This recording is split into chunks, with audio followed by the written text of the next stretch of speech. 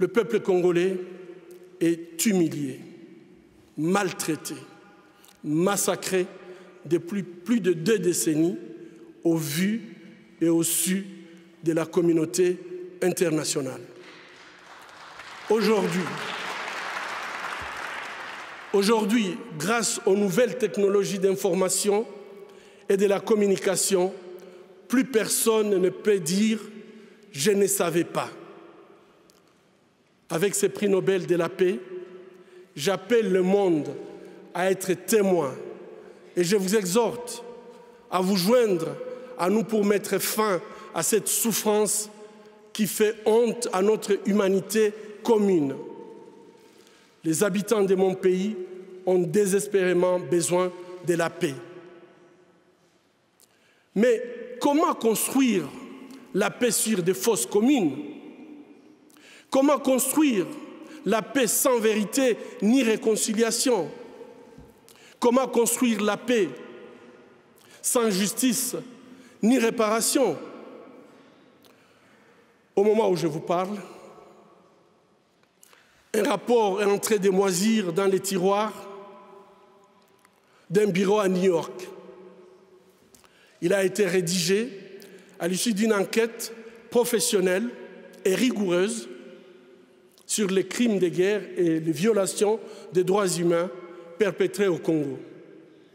Cette enquête nomme explicitement des victimes, des lieux, des dates, mais élude les auteurs. Ces rapports du projet Mapping, établi par le Haut Commissariat des Nations Unies aux droits humains, décrit pas moins de 617 crimes de guerre et crimes contre l'humanité, et peut-être même des crimes de génocide. Qu'attend le monde pour qu'il soit pris en compte? Il n'y a pas de paix durable sans justice. Or, la justice ne se négocie pas. Ayons le courage de jeter un regard critique et impartial sur les événements qui sévissent depuis trop longtemps dans la région des Grands Lacs. Ayons le courage de révéler le nom des auteurs des crimes contre l'humanité pour tout simplement éviter qu'ils continuent d'endeuiller cette région martyre. Staying with justice and accountability, last month the Congolese Nobel Peace Prize winner, Denis Mukwege, was in Paris. He called and he asked France to help bring justice to those responsible of crimes in Eastern Congo. Some of them were committed by soldiers of the region, Congo's neighbors. That's according to UN experts. Would you agree to have Rwandan officers prosecuted for crimes committed in Eastern Congo in the wake of the genocide? As you might be aware, the mapping report has been extremely controversial and in actual fact highly disputed by people, whether others in Congo or in the neighboring countries. It was highly politicized, and for a reason that is very complicated. We were talking about a while ago, let's say, in the report, and then what you said about responsibility, say, of France and Rwanda, and then the indictments, either Rwanda by Rwanda, or French officials, or French government, or Rwandan officials. This kind of process of politics, if you will, has been, or the underlying causes have been huge contaminants. The contamination of it in the region and in the Congo is huge, and it goes global. And of course, there are these things that are hyped and brought up, I think, Mukwege becomes just a symbol or a tool of these forces you don't get to see, and he's made a Nobel laureate, and therefore he's told what to say, and that will influence people's opinion, and so on. So but it is highly controversial, it's highly disputed, and I don't think it can. And by the way, there are also other reports that dispute and say completely the opposite. The opposite, that there were no crimes committed in the region? There were no crimes, yes. In the Eastern Democratic Republic of Congo? Absolutely. And not by the individuals either talked about or by countries talked about. It's like it's the theory of a double genocide that is playing out here.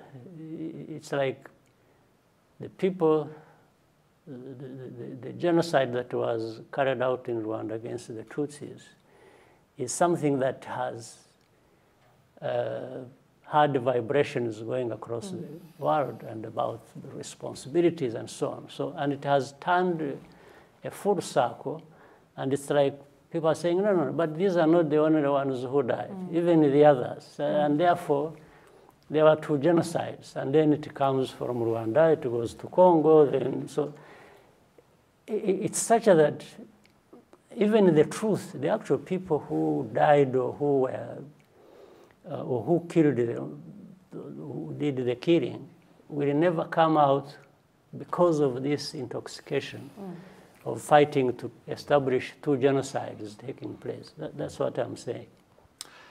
In the east of Congo, the security situation continues to be very bad. Some say it continues to deteriorate. The Congolese government has decreed a state of siege in two areas, Ituri and North Kivu, for 30 days, maybe longer. Is this a good move? Do you agree with it? It is a good move to begin with, but that alone is not enough. It's what is done following the decision that is also equally important. Because the Congolese military's record is not great, so I mean, put them in charge is maybe not such a good idea. Yeah, but you see, again, these are some of the things that distort the picture. Here we talk about the Congolese military not being fully in charge or not being the best. But we have also had the UN forces and the UN from outside for now 24 years.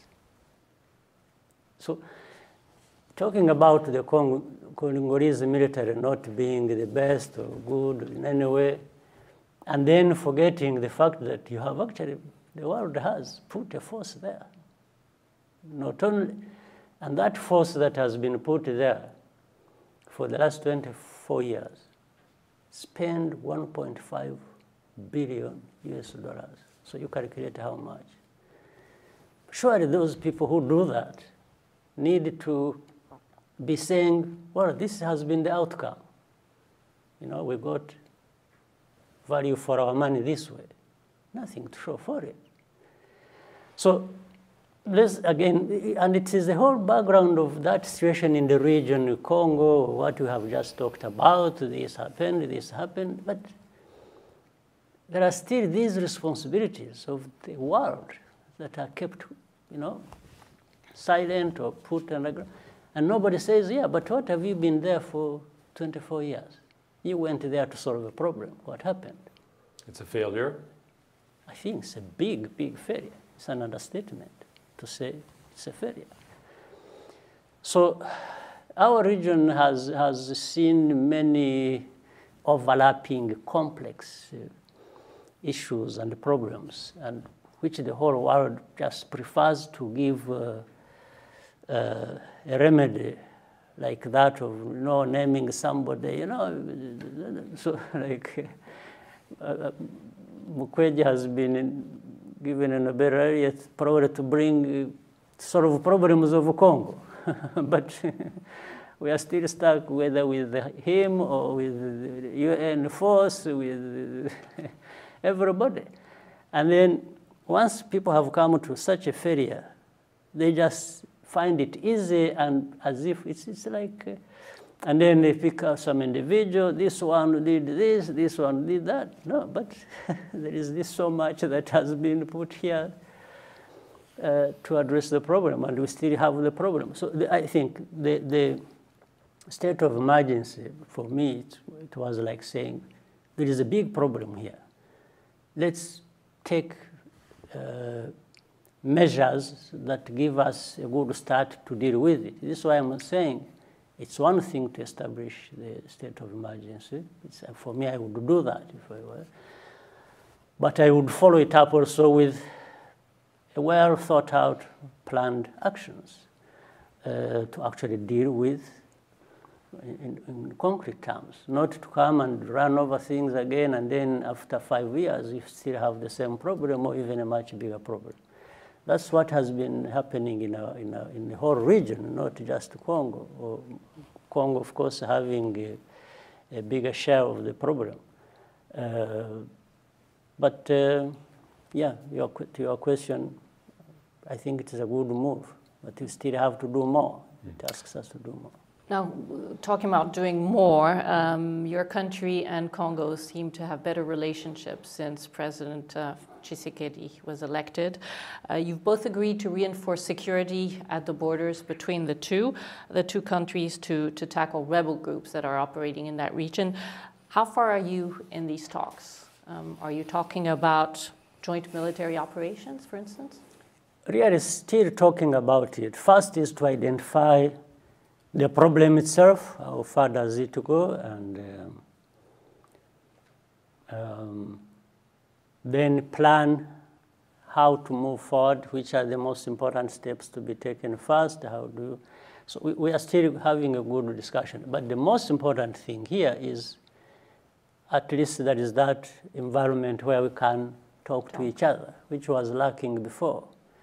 And then always people working together, they will find a solution. It's when people don't work together that they will, and that has characterized the past as we have seen it. But joint military operations could be envisaged. That is, I guess that would not be out of the question.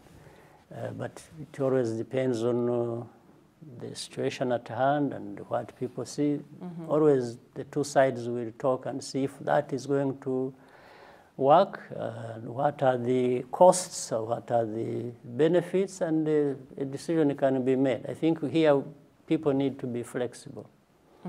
Because, you know, UN experts are saying that Rwandan troops are already intervening in the DRC and already conducting operations. Is that an example? Yeah, but I wish they could go beyond that and ask themselves, meaning the UN, why would Rwanda have to go to Congo at all when they are the ones responsible for the situation?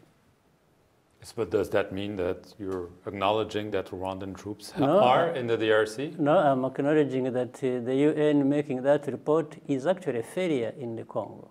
That's what I'm talking about. Yes, total failure. But so are Rwandan troops in the DRC as we speak? No, if we were there, we wouldn't be failing. I assure you, we wouldn't fail to deal with the problem. President Tshisekedi also made a surprise announcement recently. He said that Kenyan troops would be sent to the region. There are also reports of Ugandan troops. Are you in favor of foreign countries sending their troops to deal with this security issue in the east of the DRC? There are already foreign troops in DRC. As foreign as the people who come from 10,000 miles away. I'm talking about the UN. Right. So that's not... So it's enough, or is this... So I'm saying, if you are looking for foreigners as a big problem, we already have a big problem, because what does somebody from 10,000 miles away know about the DRC? But we have them there. That's one thing. Second, I am for DRC being able to make a decision they think is appropriate and act upon that. DRC should be able to make its own decisions. They should have the freedom to do so. If they want to work with their neighbors, I think, why should people see that as a problem? Whichever neighbors they want to work with, whether it is Uganda, Rwanda, Angola, Congo Brazzaville, Zambia, Tanzania, Burundi, there are so many neighbors of Congo. If they want to work with them to deal with a particular problem they think one country or the other can help in, I think we should all welcome it. And again, for me, the issue is, once they've done it, let's see what the results are. Let's judge them by the results. I'm sure they would do that, expecting to address the problem, not just for people to come and create another problem. So I think it would be a welcome idea. I mean, to first leave it to DRC to make their decisions, and we accept that.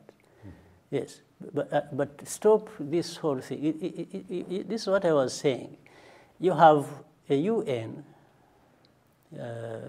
Monusco, in DRC for 20-something years. You have troops from different countries, from Asia, from Latin America, from Africa, they are there. They've been there for over 20 years. Why are we talking about this problem?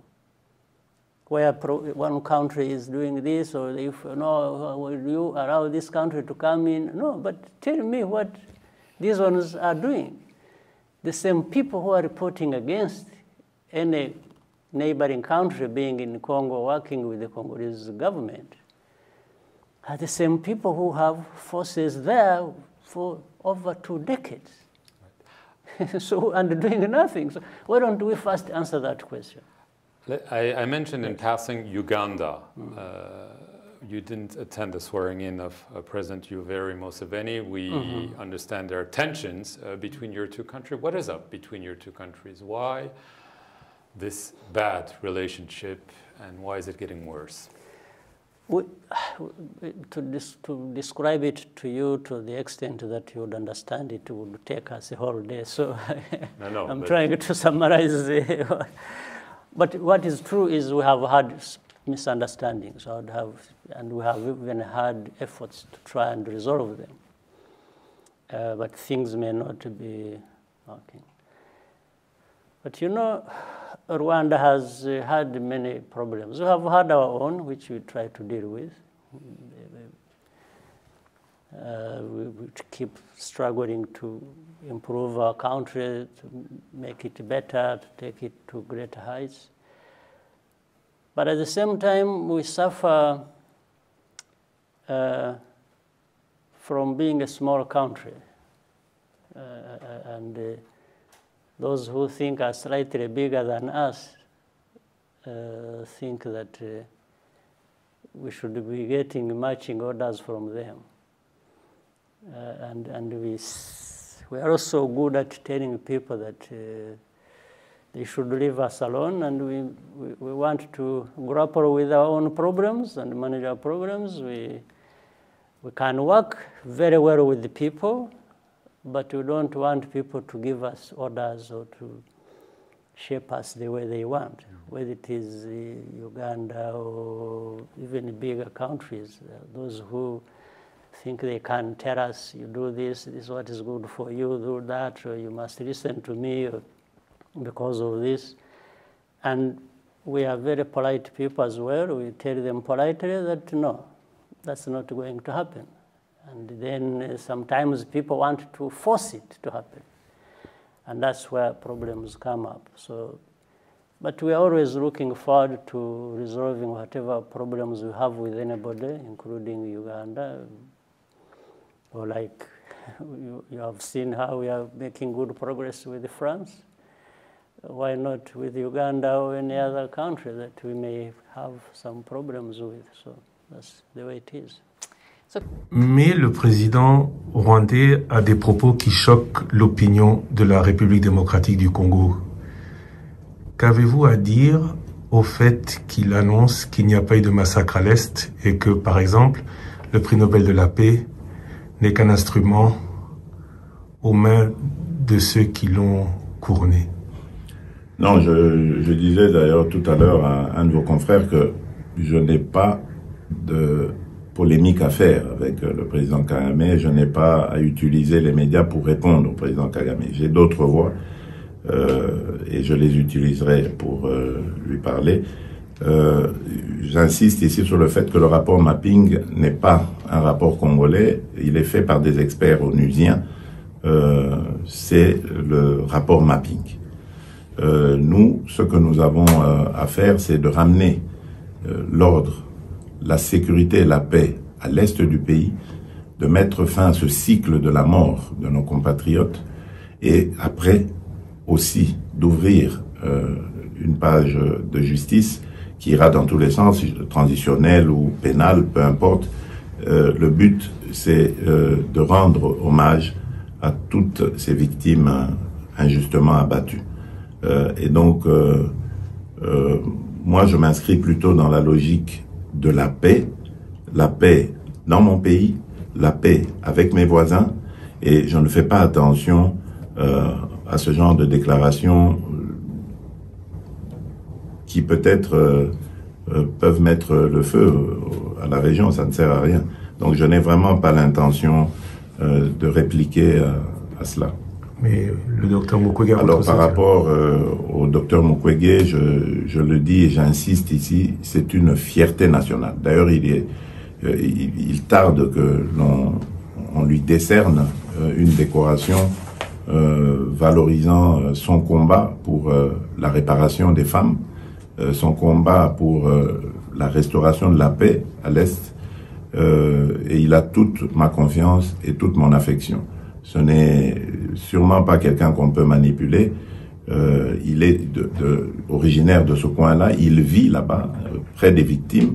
Donc je crois que c'est quelqu'un qui est bien placé pour parler de nos populations. Donc il a toute mon affection et tout mon soutien. L'état de siège est décrété, Nord Kivu et Ituri. Certains se posent la question pourquoi pas le Sud Kivu, mais surtout combien de temps, selon vous, devrait-il durer? Le plus tôt possible serait le mieux pour moi. Pourquoi pas le Sud Kivu? Mais tout simplement parce que la nature du conflit au Sud Kivu est différente de celle de l'Ituri et du Nord Kivu. Au Nord Kivu, dans ces deux dernières, donc Nord Kivu et Ituri, il y a des groupes armés qui s'attaquent aux populations. Et ce sont parfois même des groupes armés étrangers. Tandis que du côté du Sud Kivu, ce sont des conflits communautaires. Et donc la réponse, elle doit être différente. Là, on ne doit pas venir avec l'armée pour tirer sur tout ce qui bouge. On doit plutôt avoir une approche conciliante. Leur apporter des réponses, par exemple, vis-à-vis de la présence de l'autorité de l'État, parce que c'est ça aussi qui fait que beaucoup de choses vont dans tous les sens. La réponse à leurs problèmes. Il y a souvent des conflits parce que le bétail des uns va brouter les champs des autres. Et donc voilà, c'est des choses comme ça qu'il faut régler, apporter une réponse au manque criant d'infrastructures, lutter contre la pauvreté, les difficultés qu'il y a là-bas, les manque de centres de santé adéquats, de routes, etc. Donc voilà, c'est des réponses comme ça qu'il faut apporter, tandis que en Ituri et au Nord Kivu, il faut une réplique militaire et de grande envergure.